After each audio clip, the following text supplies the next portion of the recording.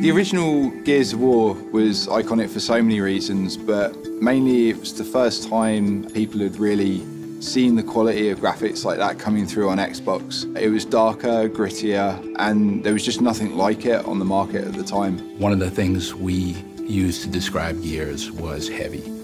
We wanted the world to have weight, not this clean, light, kind of froofy sci-fi. We kind of came up with this theme, destroyed beauty, with the environments, and that made them feel heavy and almost burdened with the elements of time and war.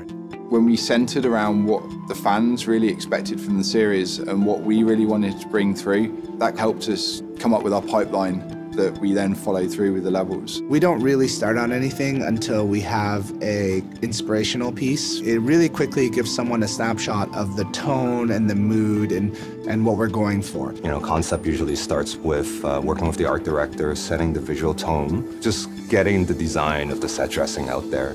We definitely had some challenges where, you know, I would call maybe overzealousness of artists to try to make something look really cool, but in doing that, they've changed a corner or changed the sightline, which then has a knock-on effect to where you can stand when you're playing multiplayer and you can get shot, where before you weren't getting shot. So we definitely, in our first few levels, had to keep a strict eye on that. Every asset in the game has been reauthored from scratch using modern techniques.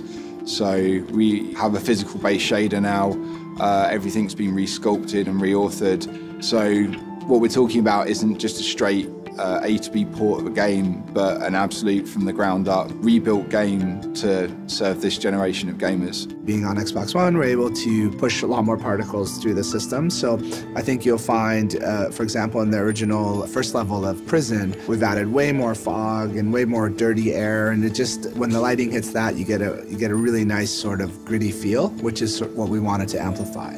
We have lightning and weather systems and water systems that were never previously seen in the Gears of War universe, and just changed the look of the game immediately. The lighting is that last piece of the puzzle. That's the part that when you go in there, you really can make something look wonderful and look really, really beautiful. We understood what was, you know, the emotional tone of every single moment of the game, of every single level, and the color palette, the choices that we make in terms of the lighting and the color script are really there to enhance it. You feel as if you're surviving in this living, breathing world where at any moment the locusts could come crashing out of the ground and attack you. And all of that sits together as the fabric of what you experience now in Gears of War.